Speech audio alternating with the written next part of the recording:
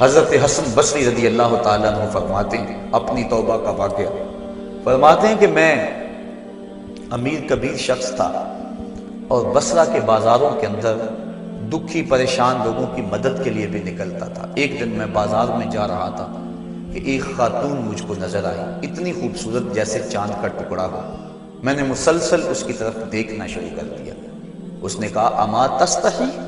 تجھے حیا نہیں آتی؟ مجھے دیکھے جا رہے ہو؟ کہتے ہیں میں نے کہا ممن، کس سے حیا کر؟ تو اس عورت نے کہا فمن یعلم خائنۃ الاعین وما تخفی الصدور، اس سے حیا کرو جو دلوں کے بھید جانتا ہے، جو آنکھوں کی خیانت کو جانتا ہے، اس سے حیا کرو۔ کہتے ہیں یہ بات تو بہت بڑی تھی، لیکن اس کا حسن ایسا تھا کہ مجھے اس کے باوجود اس کی طرف رغبت رہی اور میں مسلسل اس کو دیکھتا رہا۔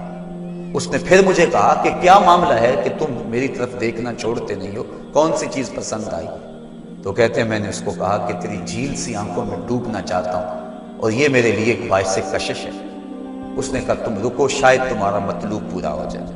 میں وہاں رکا اور وہ اپنے گھر چلی گئی۔ تھوڑی دیر کے بعد اس کی خادمہ تشت کے اوپر کپڑا ڈالا ہوا ہے اور میرے طرف بڑھایا۔ کہتے ہیں میں نے جب کپڑا اٹھایا تو اس کے اندر اس کی دو آنکھیں تھیں اور اس کے اوپر لکھا ہوا تھا کاغذ کے ٹکڑے پہ لا اريد عینا یفتتن بسببها احد، میں ان آنکھوں کو رکھنا ہی نہیں چاہتی جس کی سبب سے ایک مومن فتنے میں پڑ جائے۔ کہتے ہیں کہ میں نے اپنی داڑھی کو پکڑا اور زاروں کے تار رونے لگا۔ میں نے کہا اے حسن بصری، تو اس عورت سے بھی گیا گزرا ہے؟ اتنا خوف اس کے سینے کے اندر؟ کہتے ہیں میں داڑھی کو پکڑ کے زاروں کے تار رویا اور گھر چلا گیا۔ ساری رات میں نے توبہ میں گزاری۔ جب صبح کا سفیدہ طلوع ہوا میرے دل میں خیال آیا جس نے اپنی آنکھیں مار دی اس سے بھی تو معذرت کر رہا ہوں، اللہ سے تو معافی مانگی۔ کہتے ہیں کہ میں صبح اٹھا اور جب اس عورت کے گھر کے دروازے کے قریب پہنچا تو اس کا جنازہ نکل رہا تھا۔ میں پھر بڑا پریشان ہوا، واپس آیا، سارا دن مشکل میں گزارا۔ رات جب میں سویا تو وہ عورت مجھے خواب میں ملی۔ میں نے کہا کہ مجھے کوئی وصیت کرو، تو اس نے کہا اذا خلوت فاذکر اللہ، میں تجھے وصیت یہ کرتی ہوں جب تم تنہائی میں ہوا کرو تو اللہ کو یاد کیا کرو۔ وَإِذَا أَصْبَحْتَ وَأَمْسَيْتَ فَاسْتَغْفِرِ اللَّهَ وَتُبْ إِلَيْهِ، اور جب تم صبح کرو یا شام کرو تم استغفار پڑھا کرو اور اللہ سے توبہ کیا کرو۔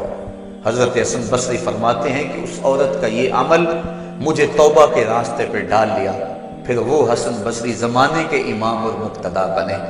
تو انسان جب عبرت حاصل کرنے پہ آتا ہے تو ایسے اسباب اس کے لیے مہیا ہو جاتے ہیں۔ توبہ کرنے میں دیر نہیں کرنی چاہیے۔ بعض بات بندہ سوچتا ہے کہ ابھی میرے بڑے کام پڑے ہوئے ہیں، جب میں بوڑھا ہوں گا میں ریٹائرمنٹ لے لوں، میں بچوں کی شادیاں کر لوں، بس پھر فراغت ہو جائے گی، بچے کاروبار سنبھال لیں گے، پھر میں ہوں گا، مسجد ہوگی۔ یہ ایسا بندہ کہہ رہا ہے جس کی ملک ایک سانس بھی نہیں ہے، جو ایک سانس کا بھی مختار نہیں ہے، اور ایسے بات کر رہا ہے جس طرح سب کچھ اس کے قبضے میں ہو۔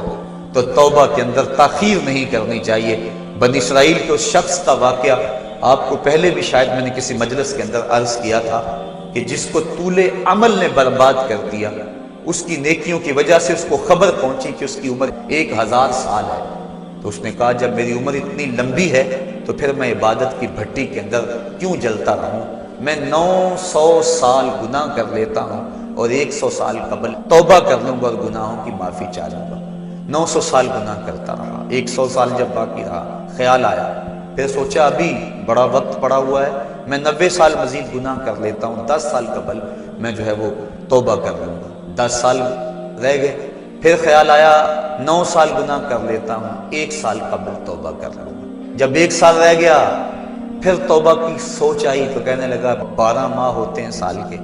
میں 11 ماہ تک گناہ کر لیتا ہوں، 1 ماہ قبل میں توبہ کر لوں گا۔ پھر 1 ماہ بھی گزرا، ہفتے تک بات پہنچی، حتیٰ کہ 1 دن رہ گیا،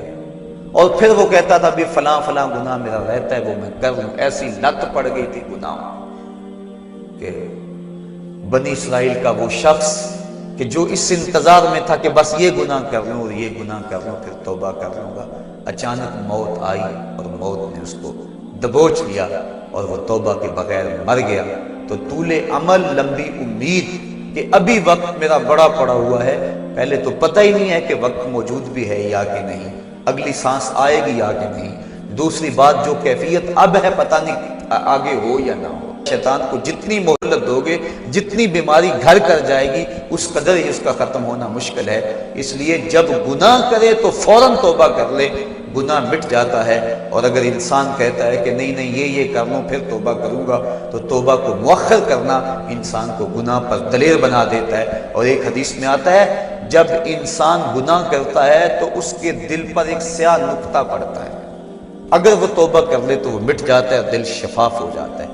لیکن اگر وہ توبہ نہ کرے پھر دوبارہ گناہ کرے تو دل پر ایک اور سیاہ نقطہ پڑ جاتا ہے، پھر وہ گناہ کرتا رہتا ہے اور دل کے اوپر سیاہی پھیلتی رہتی ہے، حتیٰ کہ ایک دن آتا ہے کہ پورا دل اس سیاہی کی لپیٹ میں آ جاتا ہے، اور جب پورا دل سیاہ ہو جائے پھر گناہ کر کے بھی اس کو ندامت اور شرمندگی نہیں ہوتی۔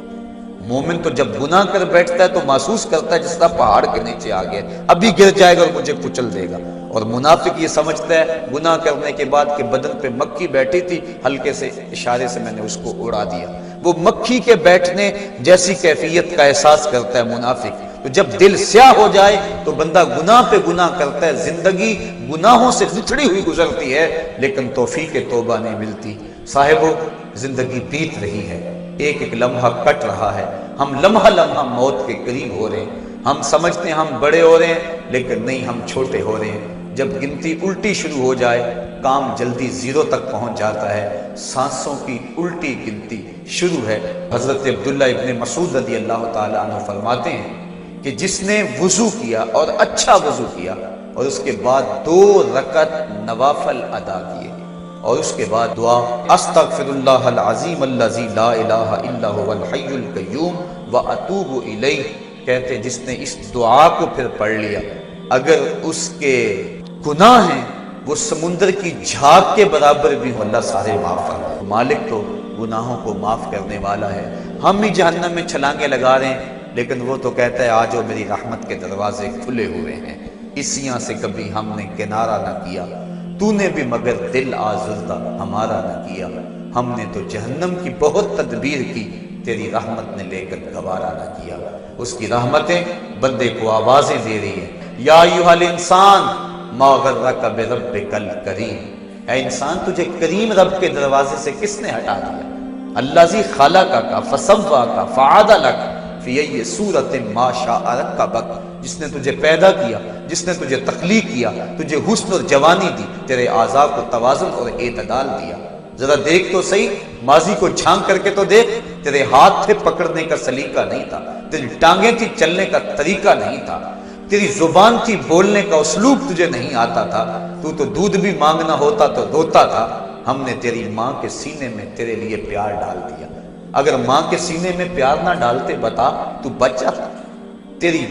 گندگی سے لتھڑ جاتا تھا، ماں صاف کرتی تھی، اگر ماں کے سینے میں یہ پیار نہ ہوتا تجھے کیڑے پڑ جاتے۔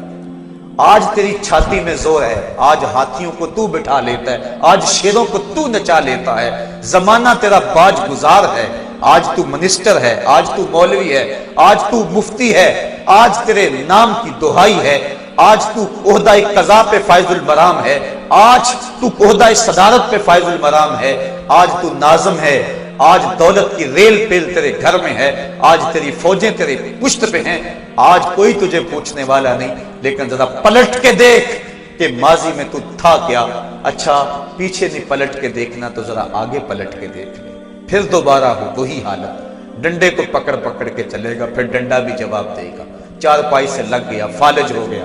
گھر والوں نے 4 دن تو بڑی خدمت کی، آخر انہوں نے بھی کام پہ جانا، پھر بیویوں کے سپرد کر کے چلے گئے، کتنی دیر خدمت ہوگی، اب سارے تنگ آ گئے،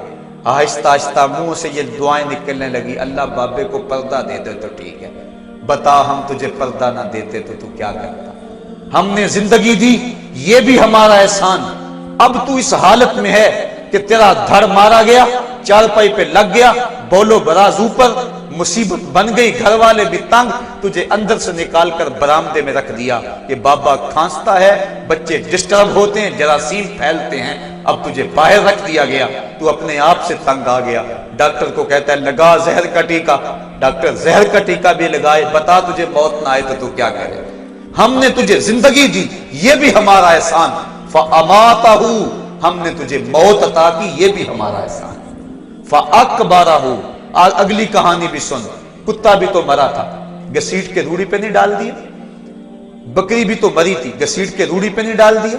اگر تجھے بھی پکڑ کے روڑی پہ ڈال دیا جاتا تو کیا کر سکتا تھا؟ لیکن ہم نے کہا نہیں نہیں، یہ میرا شاہکار ہے، اس کو غسل دو، بیری کے پتے بھی ڈال لو، صفائی ستھرائی خوب ہو جائے، چٹے لباس کا کفن دو، سند سند پہ خوشبو ملو، اب سارے تجھے دیکھنے آ رہے ہیں، تو دولہا بنا، تیرا منہ دیکھنے سارے آ رہے ہیں، ساری بستی امڈی آ رہی ہے تجھے دیکھنے کے لیے۔ پھر تیری چار پائی اٹھی، چار بندوں نے اٹھایا، کندھا بدل بدل کے چلتے، ہر ایک کی خواہش ہے کہ میں کندھا دے لوں۔ پھر میں نے کہا تیز نہ چلنا، میرے شاہکار کو کہیں جھٹکا نہ لگے۔ پھر تیرا اعزاز اور تیرا پروٹوکول کہ امام کعبہ بھی ہو تو وہ پیچھے اور تجھے آگے رکھا گیا۔ انسان ذرا غور تو کر، تو کس چیز پہ نازا ہے اور بھول گیا اس رب کو؟ آجا، اس کی رحمت کی باہیں کھلی ہوئی، وہ بلا رہا ہے تجھ کو، آجا پلٹ کے آجا، آنا تو تو نے ہے ہی، کل جو کفن میں منہ چھپا چھپا کے آتا پھرے گا، آج کھلے منہ آجا، اس کی رحمتیں آواز دے رہی ہیں، یا ایھا الانسان ما غرک بربک الکریم۔ صاحبو، جوانی کی توبہ بہت بڑی دولت ہے، جو جوان ہے وہ جوانی کے ایک ایک لمحے کو غنیمت سمجھیں، وہ جوان جس کی جوانی اللہ کی عبادت میں گزری، حضور فرماتے ہیں کل قیامت میں جب کوئی سایہ نہیں ہوگا، اللہ اسے اپنے عرش کا ٹھنڈا سایہ نصیب فرمائے گا۔ اور بڑھاپے کے اندر بھی توبہ بڑی دولت ہے، گو جوانی کی فضیلت زیادہ ہے، لیکن بڑھاپے کے اندر بھی توبہ نصیب ہو جائے تو یہ بھی بہت بڑا اعزاز ہے، ورنہ ہوتا یہ ہے کہ قبر میں ٹانگیں ہوتی ہیں اور گناہ پہ گناہ کیا جا رہا ہے۔ وہ کیا کہا تھا میاں محمد بخش عارف کھڑی رومی کشمیر نے کہ ہڈیاں کمبن گوڈے کھڑکن تے اڑ گیا لک تیرا، اجے بھی بدیوں باز نہ آیا، جیو مرد دلیرا۔ اے انسان کدھر بھٹک رہا ہے، مالک تجھے آوازیں دے رہا ہے، کبھی بھاگے ہوئے کو بھی یوں آوازیں دی جاتی،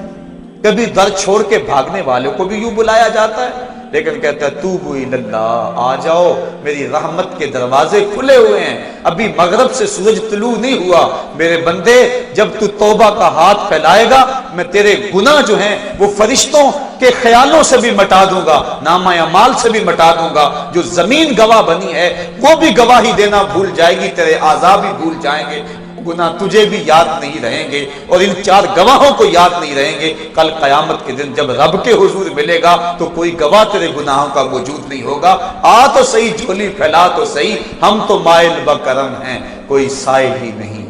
ہم تو مائل بکرم ہیں، کوئی سائل ہی نہیں، راہ دکھلائیں کسے، کوئی رہ روے منزل ہی نہیں۔ آؤ، توبہ کا دروازہ کھلا ہے،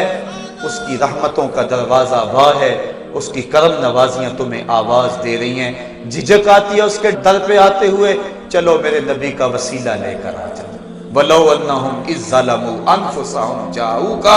اگر تم گناہ کر بیٹھے ہو، اپنی جانوں پہ ظلم کر بیٹھے ہو، آؤ تمہیں توبہ کا ایک اور راستہ دکھاؤں، آسان راستہ، کہ تم میرے نبی کی چوکھٹ پہ آؤ اور یہاں آ کے معافی مانگو، پھر میرا نبی تمہارے لیے ہاتھ اٹھا دے۔ تم تو معافی مانگنے آئے تھے، لَوَجَدُوا اللَّهَ تَوَّابًا رَحِيمًا، توبہ تو ملنی ہی ملنی ہے، نبی کو ساتھ لے آئے ہو، میں رحمت بھی فرما دوں گا، اضافی رحمت اپنی جانب سے فرماؤں گا، آؤ تو صحیح میری چوکھٹ پہ۔ اللہ کے محبوب کی چوکھٹ پہ صحابہ آیا کرتے تھے، اور محبوب کے جب ہاتھ اٹھتے تو پھر دعائیں قبول ہوتی، توبہ کے دروازے کھل جاتے اور اللہ کی رحمتیں برستی۔